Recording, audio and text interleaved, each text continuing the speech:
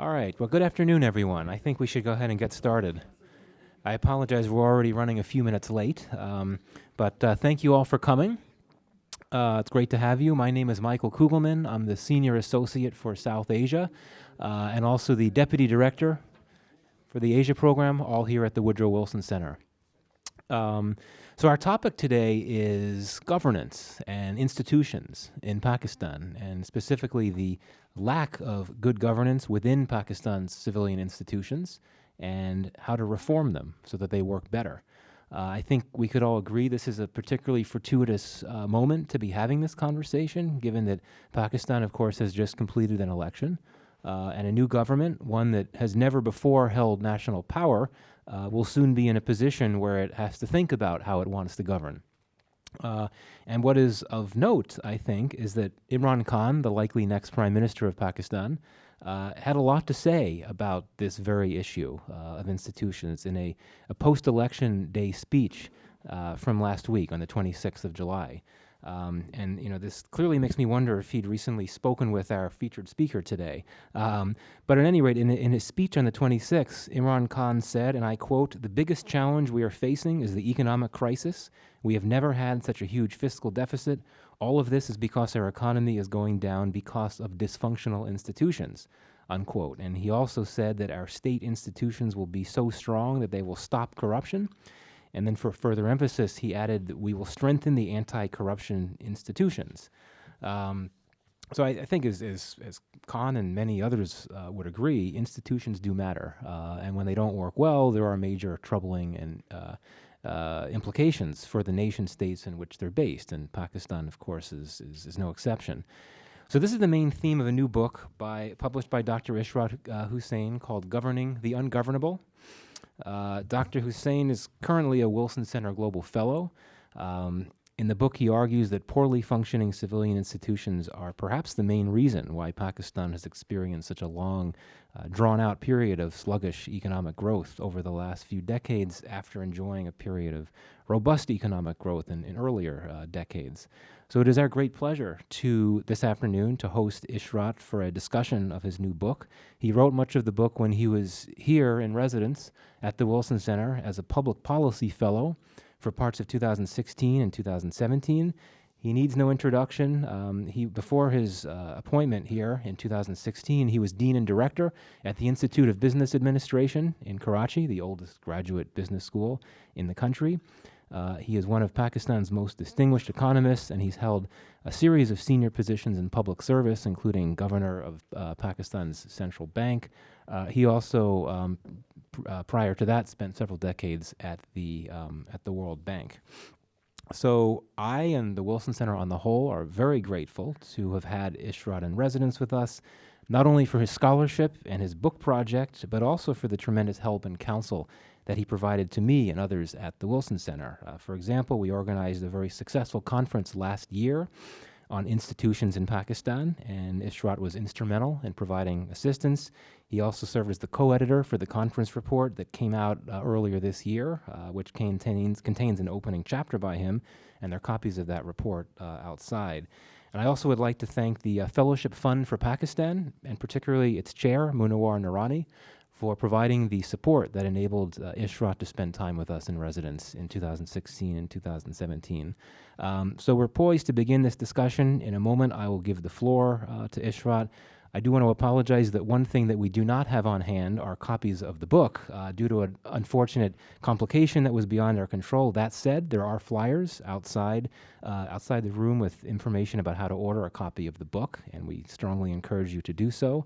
So we'll have Ishrat will give some opening comments about the book, and then we'll have plenty of time for a discussion. So with that, Dr. Ishrat, the floor is yours.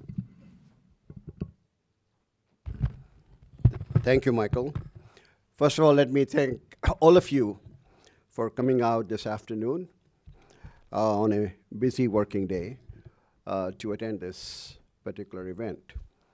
Let me begin by thanking the Wilson Center and particularly Michael for providing me the opportunity to avail of the excellent resources of the center as well as the Library of Congress, which enabled me to complete this particular treatise.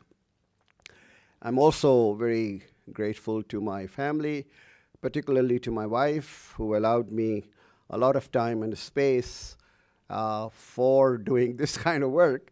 And my grandchildren were neglected, but I made sure that they are here this afternoon to see what they had missed when I wasn't there. So that is my opening remarks. Why I decided to work on governance issues.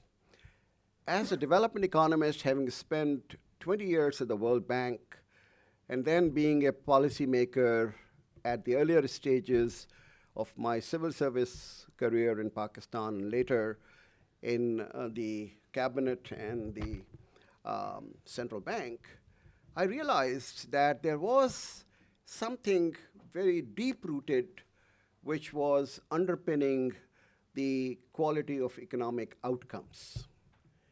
And that started me looking at the historical perspective. And my preliminary take was, why is it that during the first 40 years of Pakistan's existence,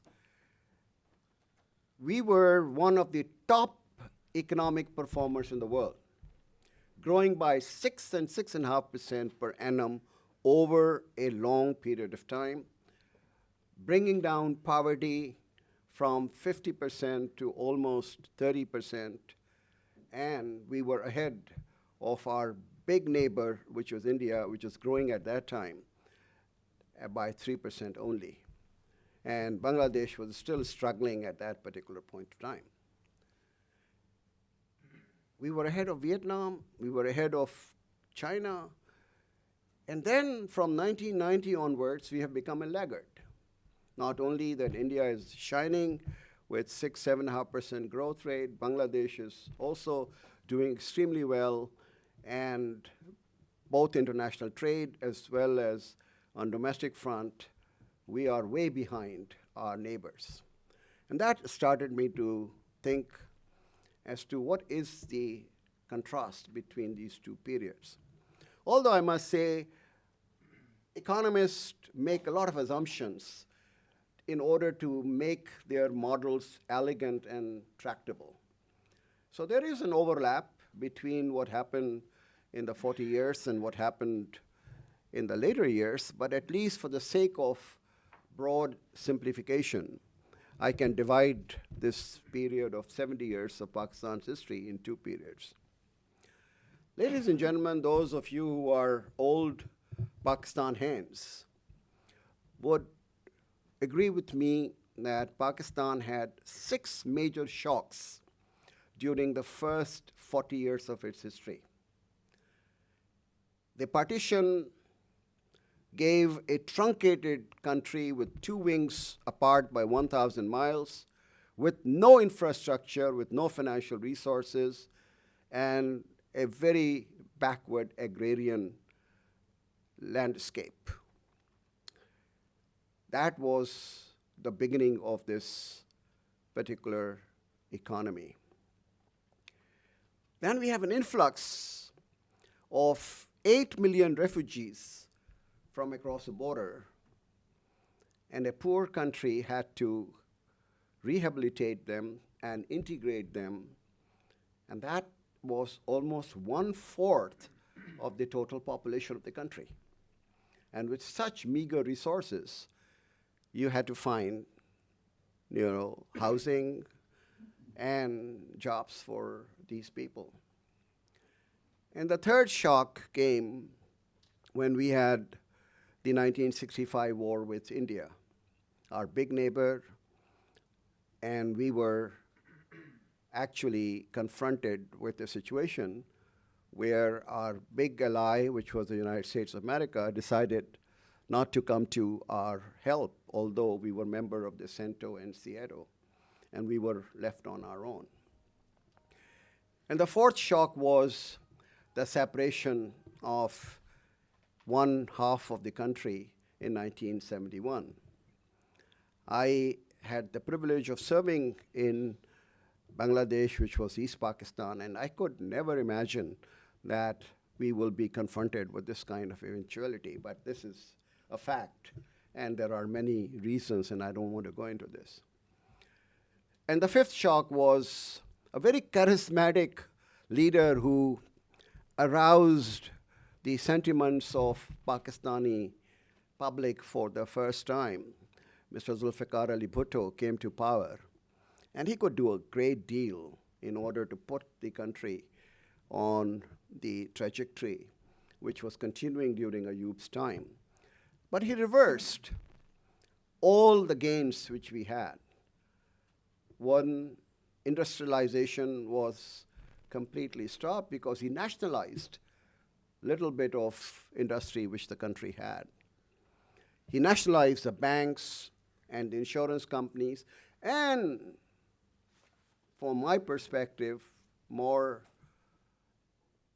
I would say, important nationalization was that of the educational institutions. The best educational institutions in Pakistan were taken over by the government and completely ruined. And that was a major setback. And the sixth was the involvement of Pakistan in the war against Soviet Union, in which we became a frontline state. So despite these six major shocks, which any other country would find it very difficult to actually get out one after another, our economic record was stellar. And then we had the downfall. From 6%, we went down to 4% during the 1990s, and the poverty again went up from 30% to 35, 36%. So that declining trend was also arrested. And came the period of a military rule, which put the country back on economic track with 7.5% growth rate, following China and India being the leaders, and we were the third. And then since 2008, again, we were on a downward path with 3 and 3.5% till 2014, till 2017, when we again started growing. But in 2018, we are in very serious, difficult situation. So this led me to the conundrum as to what is the reason for this contrast in the performance of the two periods. And I looked at the literature, and there are 5 propositions in the literature, both academic literature, but I also used the popular literature, because you cannot really ignore what people are saying. And I found 5 popular hypotheses. And I tested each of those hypotheses with very sound empirical data.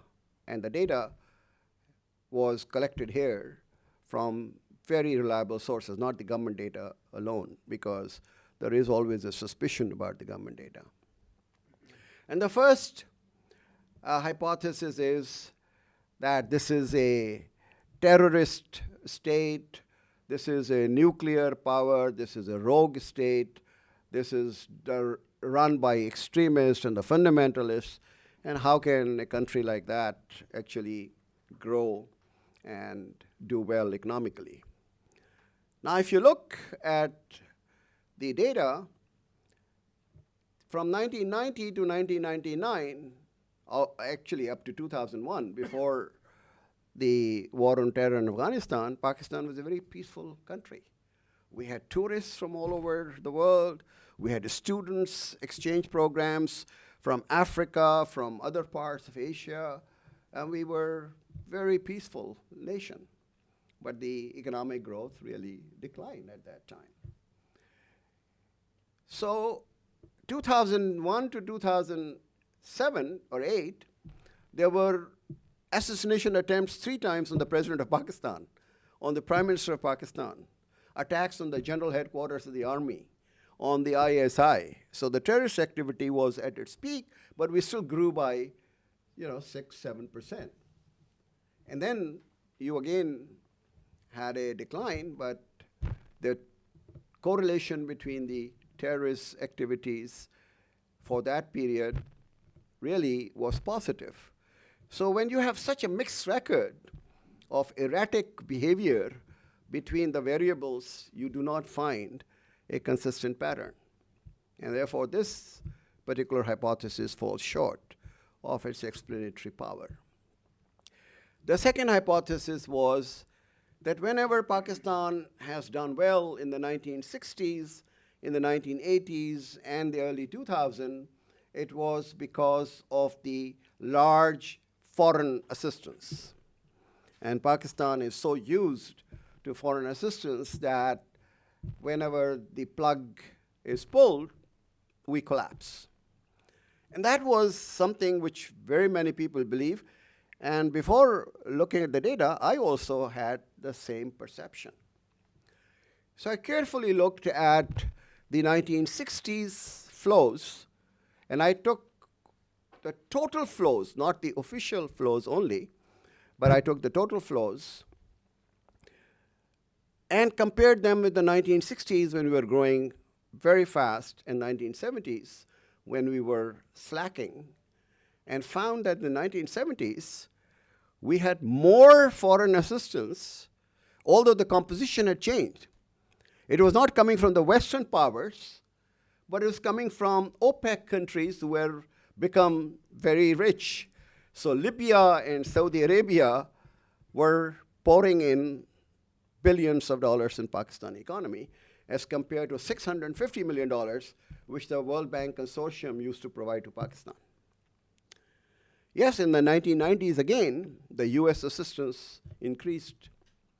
But in the 1990s, the US assistance declined, but the total flows were much higher than the 1980s, and the residents and the non-residents of Pakistan provided $11 billion, which were frozen in May 1998.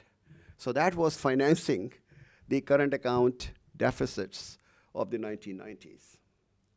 In 2001, 2007, yes, we got again the resumption of the US aid, but the 2008, 2013 was the peak period. We got the Kerry-Lugar-Bowman appropriations bill, which provided $1.5 billion every year, which is much higher than what was happening in the early part.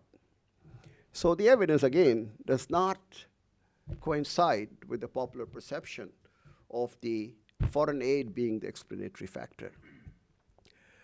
The third factor was that the military dictators have been preferred by the US, and therefore they were able to have a politically stable environment, and you have political stability, it provides a very conducive environment for investment and growth.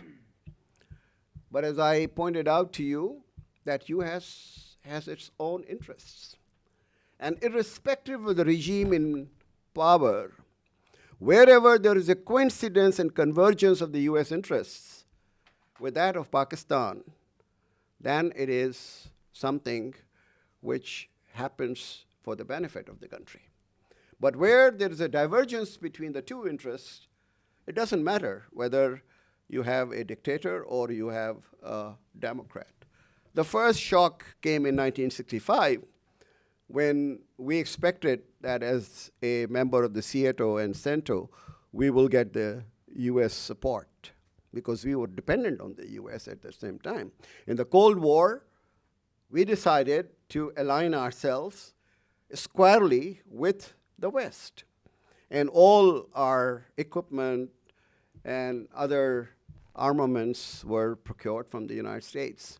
And we couldn't get even the spare parts at that time. So there was a divergence of the interest. It was a Yuphan period, couldn't care less.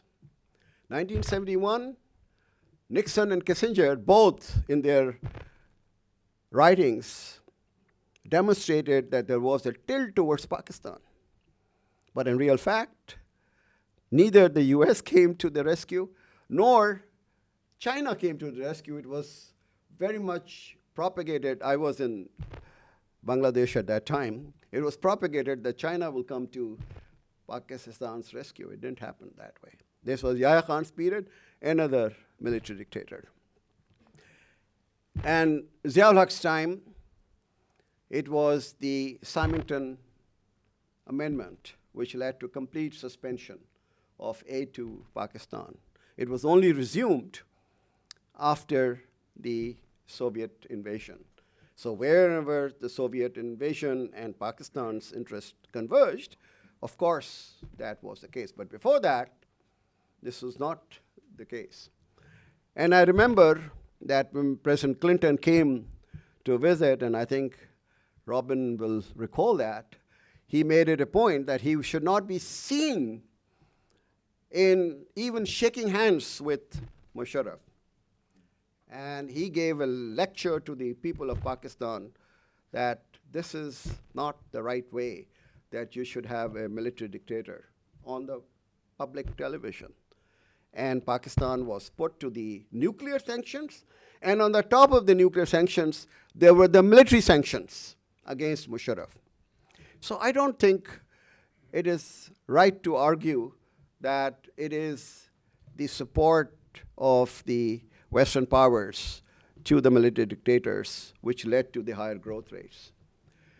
The fourth hypothesis is that the external conditions have not been very conducive since 1990, and therefore Pakistan has suffered.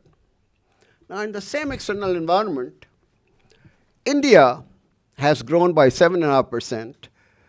Bangladesh has grown by 5%, and now they're growing by more than 6%. They have 4 times exports have increased of Bangladesh, 4 times of India and 5 times of Bangladesh, and Pakistan's have remained static.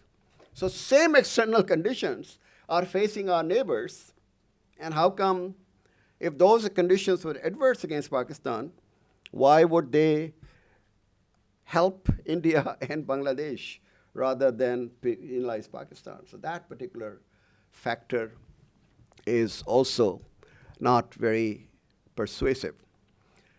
And again, a very popular hypothesis, which has again been replayed in the recent elections, is that Pakistan is a garrison state. It is the mighty military which decides as to what should happen to the country. And therefore, they have the corporate interests, and they have to protect their corporate interests. So I did an analysis of the combined corporate holdings of all the military enterprises, from the Fauji Foundation, Army Welfare Trust, Shaheen Foundation, Beria Foundation, Frontier Works Organization, and also the NLC. And I found that only 4.5% of the market cap of all the enterprises are owned by the military. 4.5%. And unincorporated enterprises are much smaller.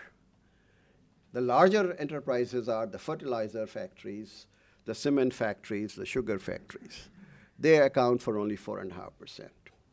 And therefore, to preserve the corporate interests, it's only counterintuitive that the military would not allow good economic management to prevail in the country. And I say this from my personal knowledge, that when we had a fiscal situation which was highly comfortable, we created 100 billion rupees of armed forces capital fund in order to replenish the decaying equipment replacement of the tankers and ships and submarines and others.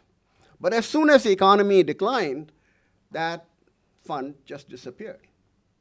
So it is in the interest of the armed forces to actually have a buoyant economy because they will be the beneficiary of it. So they cannot be blamed that in order to protect their small corporate enterprises, who pay the taxes, by the way, the same like other enterprises, there's no preferential treatment to them. I criticize the Frontier Works Organization and the NLC in my book because they are anti-competitive. And I want a competitive market structure in which they should take part. So I do criticize them. But all other enterprises are in the same domain as the private sector enterprises. And the major thrust of the Garrison state argument is that because so much is being spent on defense expenditure, that development and human development, particularly education and health, are crowded out. Ladies and gentlemen, to my own surprise, 6 to 7% of GDP was spent on defense between 1950 to 1990, when we had the peak of our economic growth. And their share of defense expenditure in the total government expenditure was in 30%, 40%, and had even reached 50%. And since the 1990, it's been on decline. And 2017 and 18, it was only 2.7% of GDP. And it is 18% of the government expenditure. Education and health today together account for 3.7% of GDP. And development expenditure is even higher. So I don't see the crowding out. On the other hand, when the economy is booming, more resources were given to the defense expenditure. So this hypothesis of crowding out also doesn't work. So these were the 5 explanatory hypotheses which I tested through the empirical evidence. Then I said, what is the reason? So I looked at the theory and empirical evidence of other countries. And there are 2 very major empirical studies, one done by the IMF for 94 countries, and one by Asian Development Bank for 36 or 37 developing Asian countries. And they found a very close correlation between the quality of the institutions and the governance indicators and the economic growth. So that put me on the track to pursue this line. Unfortunately, we have now a data set for world governance indicators, which is control of corruption, government effectiveness, regulatory quality, and we have Transparency International. Then there's a World Competitiveness Index. Then there is a Human Development Index. So we took all these indicators and looked at their performance between India, Pakistan, and Bangladesh. And all the indicators for India and Bangladesh are upward moving, except that Bangladesh was considered as the most corrupt nation in 2005 and 2006 and 2007. But since then, it has improved. But Pakistan actually started going down on all these indicators during the 1990 to 2015 period. Therefore, the question arose as to why these institutions of governance are important.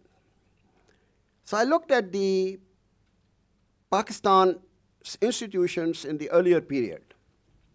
And those of you who are familiar with that period, the Pakistan Industrial Development Corporation created the industrial base of Pakistan from scratch. We had no industries. With the help of the PICIC and IDBP, which provided the financing, we created a whole network of industries which were able to export to the rest of the world. A strong institution. We were 30 million people, but dependent on the PL 480 imports from the United States for our food security. The Agriculture Development Corporation brought in the Mexipark seeds and the Erie rice from the international institutions and completely changed the whole production cycle in Pakistan. And as of today, Pakistan is surplus. In wheat, we produce 26 million tons. We need only 25 million tons for our domestic consumption. We export 6 million tons of rice. So the entire food security calculus changed because of Agriculture Development Corporation and WAPDA, which was a strong institution which created the Indus Basin Works after the treaty with India. Tarbela Dam, Mangla Dam, all the link canals, all the barrages, and brought in 10 million acres of land under cultivation. So impressed was the World Bank that all the engineers who were working on Indus Basin Works, led by Mr. Salar Kirmani, were appointed by the World Bank and sent all over the world to demonstrate that if you really want to do the water resource management and irrigation, these are the people who would guide you. I just take these three examples and compare them with what is happening today. PIDC is known only for the building on the cross-section of the Pearl Continental and Sheraton Hotel. That's the only thing they have. They have just one building left, which was constructed in the 1960s. The Agriculture Development Corporation, even I don't know whether it exists on the paper or not, because they're not doing very much. And WAPDA has gone all over the place. It is one of the most inefficient organizations. The reason is that the distribution companies of power today are incurring losses and creating circular debt, which leads to about 2 to 3% of GDP. So your fiscal deficit is rising because of the inefficiencies of your public sector corporations. PIA, which used to be the lead, flyer in the world, set up Singapore Airlines, set up Emirates. Now is in such a bad shape that we have to underwrite their debts and the liabilities. So you make a comparison at the micro level between these strong institutions and the institutions now, and you can see what a difference is.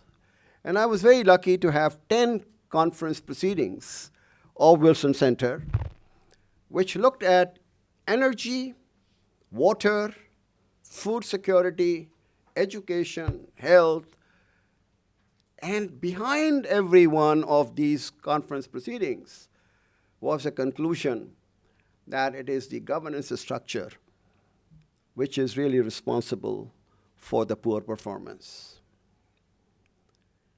So I decided then that if this is the major explanatory factor, which is the institution decay, why did they happen so? Why did this happen so? Now, a lot of people have criticism of the civil service of Pakistan, including my friend Nadimul Haq, whose father was a chief secretary and one of the very competent, civil servant. At that time, the civil servants were completely free to do things according to their own judgment and professional ability. There was very little interference from the politicians because we had security of tenure. We were guaranteed by the Constitution that nobody could remove us from the service arbitrarily. As soon as Mr. Bhutto took over, the first thing he did, he didn't like the CSPs, which is the counterpart of the ICS in India, and abolished the service and brought in a new cadre of service, merged them into 22 grades, brought in lateral entry, which means that his own cronies nominated people to become the civil servants. And that was the start of this process. And in the 1990s, thanks to Mr. Ghulam Izzat Khan that he was able to insulate Mr. Ziaul Haq, whose interest was only one, which was Islamicization of the country, nothing more. He left the economy to Ghulam Izzat Khan, who relied on the senior civil servants to carry this forward. But in the 1990s, the civil servants were then divided into pro-government or anti-government. And the new government came in, and all the civil servants shifted from loyal, were shunted out, and those who were officers of special duty were brought in to the office. And therefore, instead of merit and competence, we have a new culture of loyalty. And that has spread like wildfire. We did some work for the reforms of the civil service, produced a report, the NCGR. Nadeem helped a great deal when he was the Deputy Chairman Planning Commission. Ehsan Iqbal carried that forward in the Planning Commission. But no political government is willing to bite the bullet.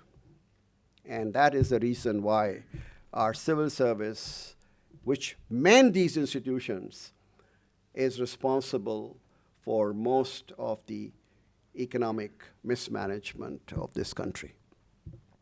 So what do we do? Now, I'm not a quitter. And people said, oh, you did this report and nobody cares for your report, so nothing will happen. I said, no.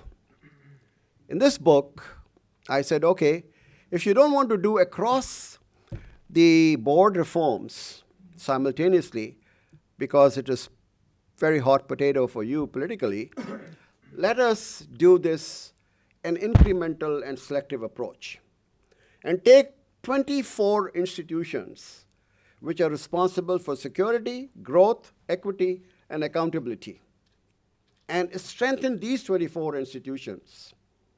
And I've given a list, I've given a rationale, and how to go about this. So we hope that this new incoming government, which has publicly announced that it is committed to improved governance, to a strengthening of institutions, would take cognizance of these recommendations. And we hope that over a period of time, these recommendations for strengthening these institutions. I just finished by giving you one example why I selected these 24 institutions. One, they should have a spillover effect which will also affect the other institutions. Example, if you bring in people of integrity and competence as the chairman and members of the federal and the provincial public service commissions, they will select people purely on merit and nothing else.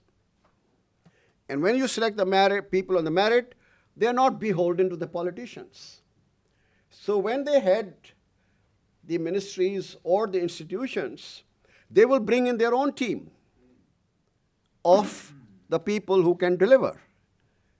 And therefore, this is the organic process of bottom-up approach through which the institutions are cleansed and refined and reshaped. Top-down approach doesn't work. And therefore, you select Federal Board of Revenue, Securities Exchange Commission, Competition Commission, organizations which have a reach which is quite widespread, and reform them, and you will find a snowball effect which will affect the others. So this, ladies and gentlemen, is the crux of the message which I wanted to convey through this book, and I hope that somebody is listening. Thank you.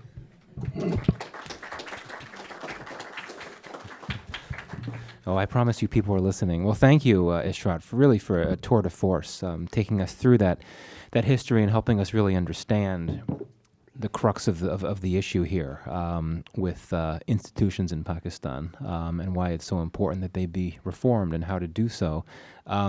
Before we start a discussion with all of you, I thought I would just put a question on the table for you to look at, for you to address. You had said, and I had said earlier as well, that this new government, or this incoming government, has stated its interest in this issue of strengthening institutions. Question, this is, of course, a very unusual government we're going to have, and that the PTI has never held national power. There's a lot of unproven individuals, including the one who's going to be leading the government. Could you speak a bit more about how, if this government could really be up for the task of such an ambitious, an important, but an ambitious reform program such as the one you've laid out? And indeed, it's true that Imran Khan and others in the PTI have emphasized themselves, they've projected themselves as reformers and as transformational reformers. And this would be a transformational reform to strengthen institutions and make them work better. So if you could talk a little bit, in particular, if you have any specific advice for this new government about how it could go about this business. Also, you talked about the 24 institutions that you think should be reformed. If you wanted to just briefly identify several of the others, that could be useful. And finally, what are the incentive structures here? I mean, how do you get the buy-in from the key, not to use the term special interest, but I will. How do you get key stakeholders to buy into something so complex? Very good questions, Michael. Thank you for raising these. If Mr. Imran Khan and the PTI do not go for political victimization, scoring points, and retribution, then there is a good chance that there will be a consensus across the party lines in order to get the momentum going. But if he distracts from this path and wants both the retribution as well as the reforms, it won't happen. Because these reforms go beyond one electoral cycle. Secondly, they need the political support across the board from all other political parties. If you do not have that, these will not be implemented. I give you the example of the steel mill and PIA, which you are quite familiar. All the political parties before elections agree that they have to be privatized. Now, PPP comes to power, Nawaz Sharif opposes the privatization, although he's committed in his own agenda. Comes Nawaz Sharif, he wants to do the privatization, Mr. Zardari opposes it. So you cannot have a situation where you completely alienate the other stakeholders, because as you pointed out, the vested interest will only come to play if they know that the other political parties can back them up, can create agitation, and create bad blood for the government in power. So my scenario is as follows. If he takes tough decisions, there will be a backlash. There will be agitation by the vested interest. If he takes the softer line, whereby he modifies, alters, or abandons these reforms, that's the end of the future reforms in the country. But despite that, if he goes out, brings all the political parties together, swallows his pride, suppresses his ego, and say this is for the national interest. This will help you also when you come to power, and take their buy-in into these reforms. And then he can take on all the agitations, which will completely, fluff out very quickly. But this stop and go kind of attitude, which every government has done in the past, will never lead to reforms of any durable nature. So that's I don't know which direction he's going, but I hope he goes in the direction of creating an atmosphere of buy-in by all the political parties. And the best way is to go to the parliament and the parliamentary committees, which has not been used. I give 3 examples: the 18th Amendment to the Constitution, the merger of FATA with KP, and the whole election reform bill. These were compromise and consensus documents when they went to the parliament. So I want the same economic reforms to be endorsed by the parliament, which consists of all the political parties. So irrespective of who is in power, this momentum will carry on. And you know this, that Narasimha Rao initiated the reforms in India in 1991-92. Neither the Indian businessmen nor the foreigners took a serious note of it, that these are irreversible. But when Mr. Vajpayee came and BJP continued the same stream of reforms without reversing them, India took off. And everybody felt that the license Raj is over and these reforms are there to stay. So that credibility of reforms, irrespective of the political party in power, is that what we need today. There's not much credibility right now. Well, thank you. Let's go to you. I imagine there'll be some questions. So I would just ask that you wait till you're called on and wait till you have a microphone in front of you, just so that people listening to our live stream will be able to hear your excellent question. And please make it one question as well. So, and introduce yourself. Yeah, if you could give your name and affiliation, that would be helpful too. So if we could see hands, is this a hand right here? Yeah, let's start right here.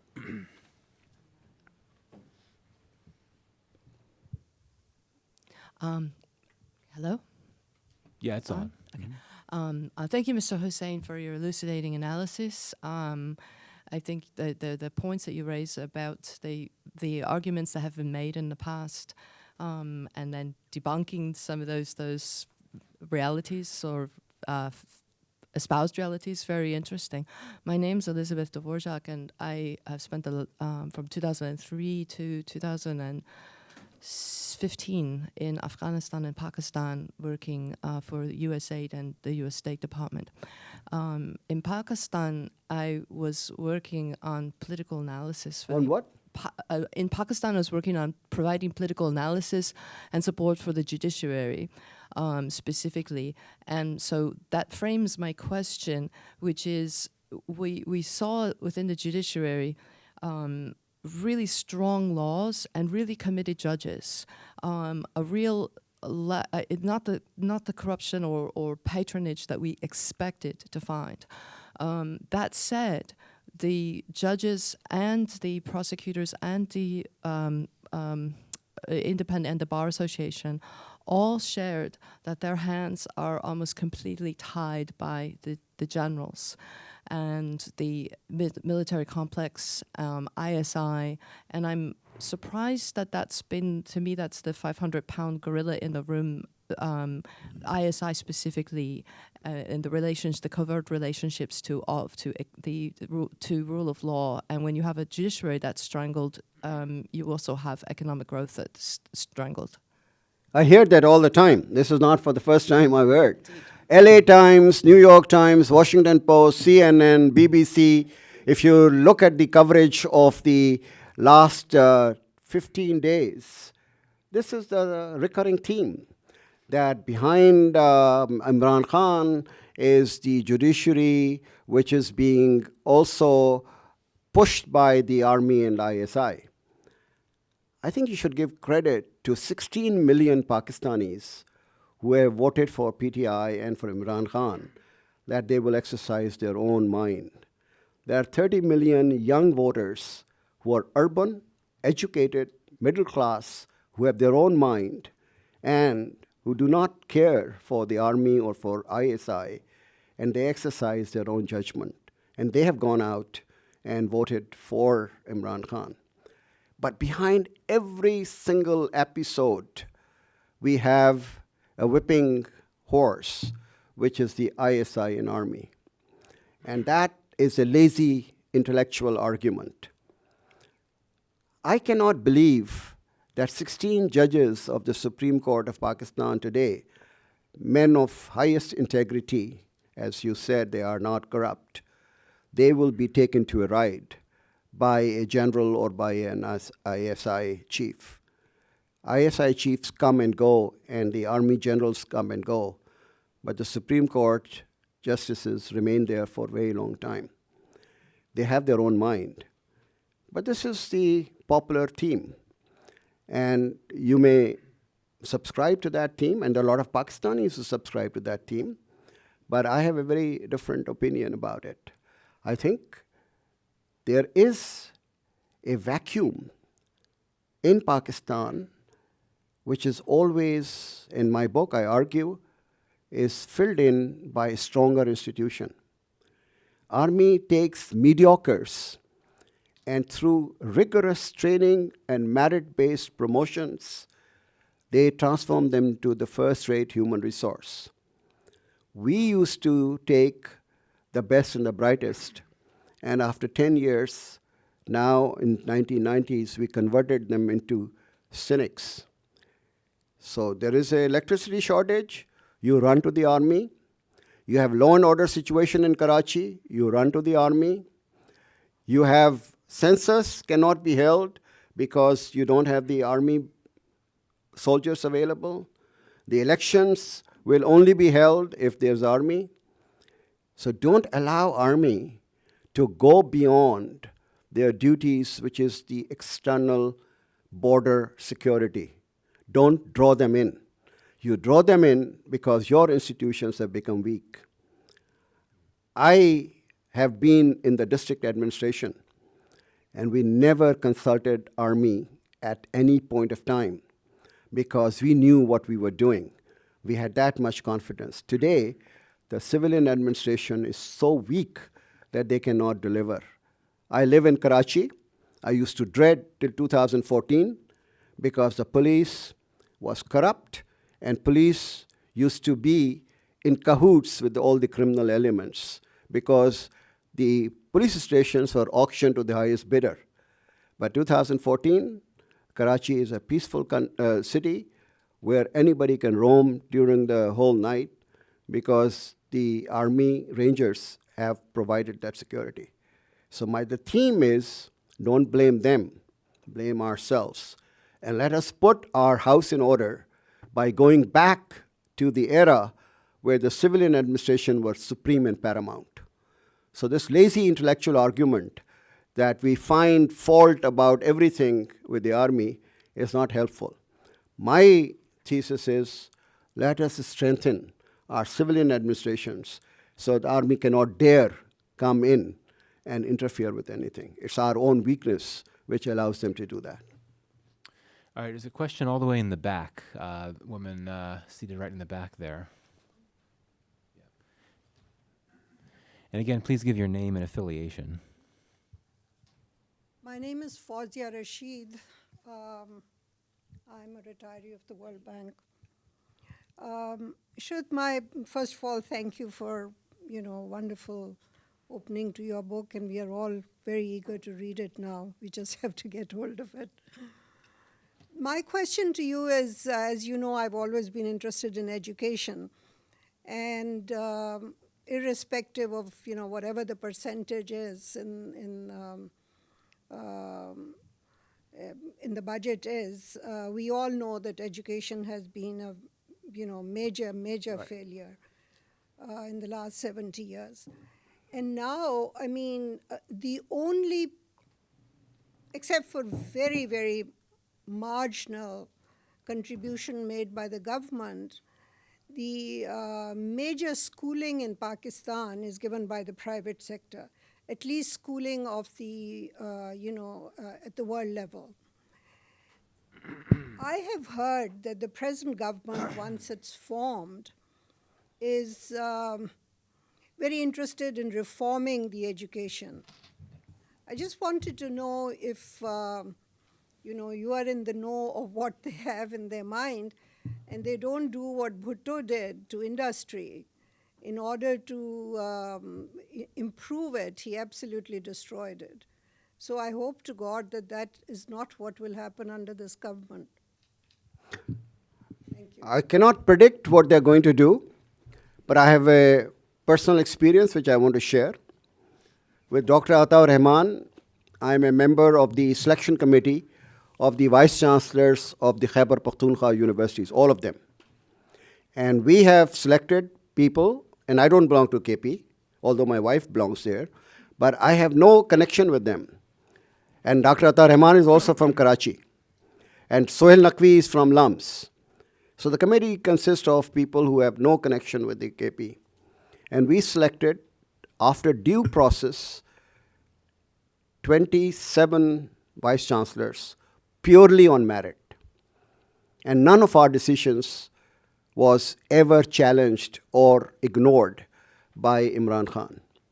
So I can give you that example, but I don't know what he's going to do as far as the remaining education is concerned. But let me also tell you, Fawzia, something which I again discovered during this research. You know where our gap is? Our gap is neither at the primary nor at higher education, but it is at the middle level where after you come out of the class 5, there are no schools available for middle school, for either boys and girls. So 90% of your out-of-school children are at the middle secondary and higher secondary stage. And this problem has not been analyzed by anybody. And everybody doesn't want to go to school. You have shortages of the vocational and technical skills in the country. And you can even export them to the other countries. If we invest in these primary school leavers, some of them go to the middle school, some of them go to technical and vocational training, I think our educational outcomes will be much better. But I haven't heard anybody actually focus on this gap between the primary and the middle. Okay, thanks. Yes. Stanley Kober, I'm a Fletcher alum like Michael for his benefit. Excellent. Thank you. I have a question about the statistics, and I was wondering what the source is. You said the expenditure for the Army, for example, is less than 3% of GDP. And yet, in response to the previous question, security has been provided to Karachi by the Army Rangers. And I'm thinking, can the Army do all this stuff on less than 3% of GDP? Pakistan is largely a cash economy, which is why so few people pay taxes. In a cash economy, how reliable can the statistics be? But these are government transactions. They are being paid from one government to another. I did not include the ranger services which are being paid by the Sindh government out of its own budget because they're not paying the police. They are now paying this to the security services of the rangers. But on defense establishment, it is 2.7%. It's all audited by the military audit department, and all the money goes through the State Bank of Pakistan, which I used to head, so I know under which head the money is going. So whether it is a cash or it is a check, doesn't matter, because we have complete record of all the government-to-government transactions. Yes, outside government, there's a lot of, tax evading practices by business people, by individuals who keep 2 books, who have cash payments made, but there's nothing like that in the government. Are there other questions? Yes, Marvin over here.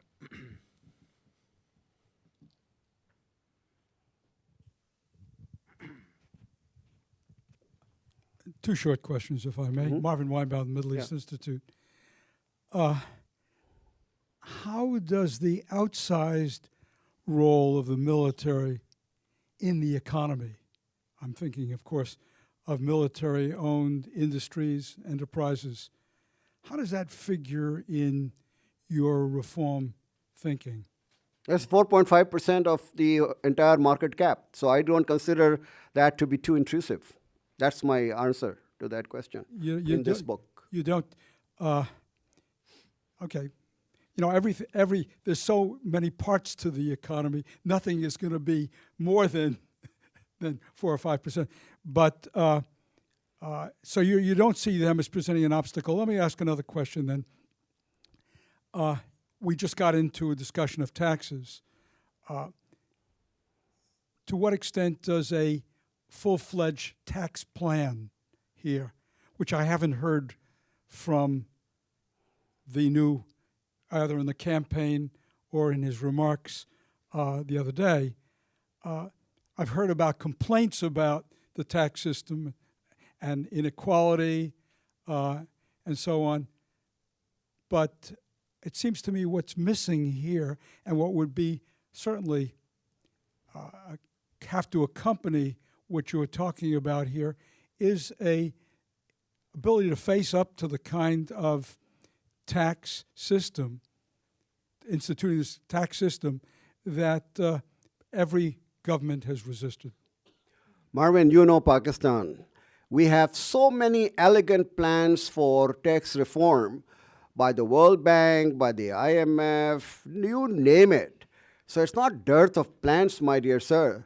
It is the lack of willingness to implement those reforms. Essentially, that's what I'm And talking about. I'm not this saying, government, in its yeah. 100 days program of action, has said that they will do what the tax deficiencies are, will take care of them. That is, we will not overtax the industrial sector and those who are already in the tax net. We want to bring in the people who are outside the tax net, within the tax net, reduce the tax rates on the compliant population. That is what they want. And they have committed themselves. They have. They have. They have. Then I missed. Because if you take the corruption of the Federal Board of Revenue, we can have 2 to 3% of GDP, which will come into the taxes without any difficulty.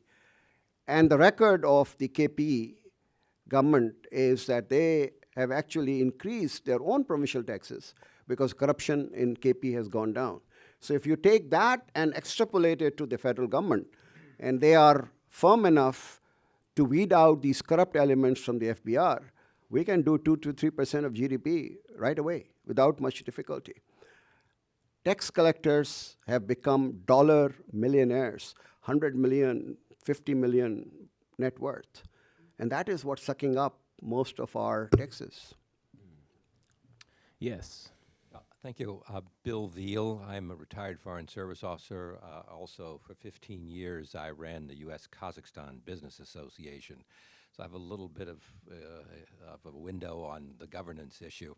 When I think of governance, I think of first the policy development aspect, where you have you need for a well-educated group or people who are working on that process. But then there's orders that are given to do something. And then the next thing is implementation of those orders.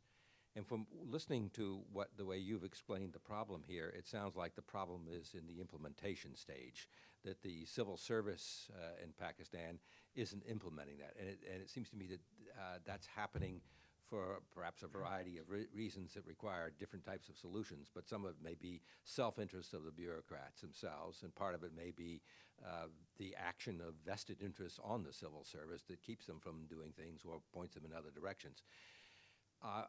When I think about your proposal to reform the civil service, I wonder how that in itself does anything other than sort of produce stressed out, frustrated bureaucrats who are then still subject to these kinds of forces. How do you get at these systemic issues? Very good questions. I would refer you to my article this morning in Dawn, which says economic policy making. It points out exactly to the steps you have outlined.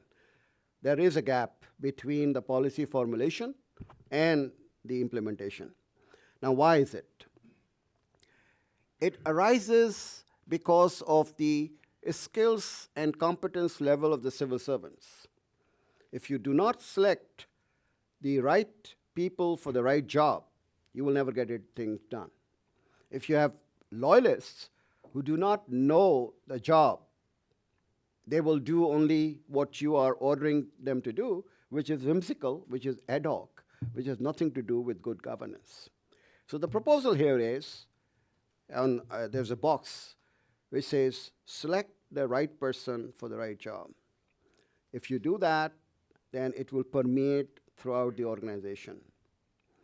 I don't want to brag about the State Bank of Pakistan, but today the State Bank of Pakistan has the most competent, I've left 11 years ago, so I don't take any credit for that, most competent and skilled human resources, because incentive structure is based on pure performance, merit, and what your capabilities are.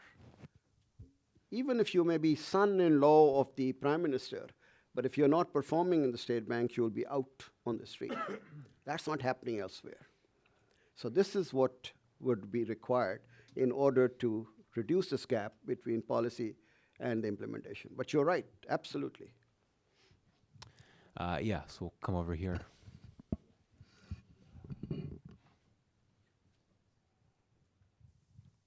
Thanks, Ishrat. Very interesting hypothesis. But my question is really, what is the reaction of your book in Pakistan, particularly amongst any one of the 24 institutions that you've identified that need strengthening? Mr. Imran Khan has referred to this book and the proposals in his speeches, so that's the only thing I can say. That's a good start. And it sold 10,000 copies so far in 4 months. That's my evidence. I don't know what does it mean, whether people buy it or they just decorate on their shelves. I have no idea. Are there any other questions? Let me put one question to you, Ishrat, before we wrap up. Here we are in Washington. You're launching your book here, or you're doing your Washington launch right here at the Wilson Center. And I pose a question that I think I oftentimes would want to ask in this type of context. What does this mean for the United States? And what is the importance of this? The Trump administration right now, I think, has a very singular approach to Pakistan. It wants it to either help get the Taliban to the peace table in Afghanistan or crack down against those militants that aren't willing to talk. It's a pretty singular, narrow-based approach. Is there a security dimension to your argument? And I think one could argue that there is. But what would you tell a senior Trump administration official who focuses on Pakistan about this and why they should be thinking about this issue of institutions, why it's so important to reform them so that they work better?